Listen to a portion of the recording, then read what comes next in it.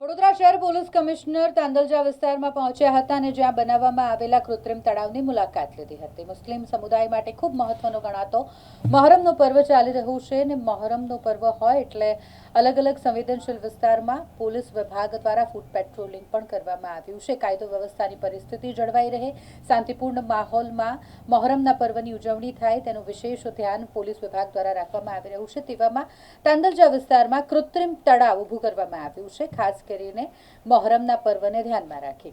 ત્યારે વડોદરા શહેર police commissioner Narasimha Kumar કૃત્રિમ તળાવની મુલાકાતે પહોંચ્યા હતા। દર વર્ષની જેમ આ વર્ષે પણ તાજાની વિસર્જન કાર્યક્રમ 26 જૂને શેડ્યુલ છે। આના ભાગરૂપે વડોદરા શહેર પોલીસ તરફથી સુરક્ષા વ્યવસ્થા ગોઠવવામાં આવેલ છે। આ વર્ષે વિશેષ રીતે તાજા આયોજકો સાથે વાતચીત કરીને વિસર્જન અંગે શહેરના 7 જુદા જુદા વિસ્તારોમાં આપણે જગ્યા આઈડેન્ટિફાઈ કરી છે, તે મુજબની વ્યવસ્થા પણ ગોઠવી છે।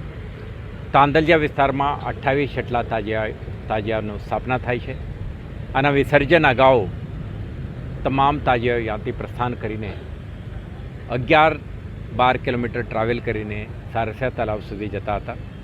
આ વખતે આયોજકો તરફથી એક નવા ઇનિશિયેટિવ લેવામાં આવેલ છે, પહેલ કરવામાં આવી છે અને આના વડોદરા શહેર પોલીસ અને વડોદરા મહાનગરપાલિકા તરફથી એમને સમર્થન આપીને આપણે એક કૃત્રિમ તળાવનું પણ આયોજન કરી છે, જેમાં વોટર એક્સેસ કંટ્રોલ મેજર તરીકે એ ફરતો ફેન્સિંગ, ઇલ્યુમિનેશનની વ્યવસ્થા, પબ્લિક એડ્રેસ સિસ્ટમ અને વિસર્જન માટે તરાપા, એક્સપર્ટ તરવૈયાઓ અને એમરજન્સી રિસ્પોન્સ ટીમ, ફાયર અને એમ્બ્યુલન્સ એમના સાથે આવતીકાલે અને પરમ દિવસના જે કાર્યક્રમ છે આના અનુસંધાને પોલીસ સુવ્યવસ્થા કરી આપી છે।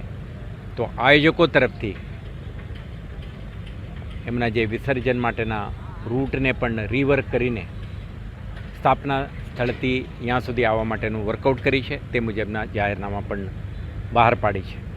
તો વડોદરા શહેર પોલીસ તરફથી આયોજકના આ એ પહેલ, જેના મદદથી એક તો એન્વાયરમેન્ટલ ફ્રેન્ડલી અપ્રોચ, 11-12 કિલોમીટર લાંબુ ચાલતા આ પ્રોસેશનના લીધે જે ટ્રાફિક ઇન્કન્વિનિયન્સ થતો હતો, આના એક ફ્રેન્ડલી રેઝોલ્યુશન પણ થાય છે અને શહેરવાસીઓના જો મોબિલિટીને ધ્યાને રાખીને આયોજકો જે ઇનિશિયેટિવ કરી છે આને આપણે એપ્રિશિએટ કરીએ છીએ। તો આ ધાર્મિક શ્રદ્ધા ભક્તિ સાથે સાથે એક સોશિયલ રિસ્પોન્સિબિલિટીનું પણ એક શ્રેષ્ઠ ઉદાહરણ આયોજકો તરફથી દેખાડવામાં આવ્યું છે, આપવામાં આવ્યું છે અને એપ્રિશિએટ કરું છું અને અનુરોધ કરું છું કે દરેક આગેવાન, આયોજક, સમુદાયના લોકો સાથે સાથ અને સહકાર સંકલનથી આ સમગ્ર કાર્યક્રમને એક શાંતિપૂર્ણ માહોલમાં સંપન્ન કરાવે અને પોલીસ વિભાગ અને સંબંધિત સંલગ્ન વિભાગો સાથે પણ સારા એવું સિનર્જી રાખીને સમગ્ર કાર્યક્રમ શાંતિપૂર્ણ રીતે સંપન્ન થાય તે માટે સાથ અને સહકાર આપે। મને વિશ્વાસ છે આવતીકાલે અને 26 તારીખે યોજનાર કાર્યક્રમ સારી રીતે સંપન્ન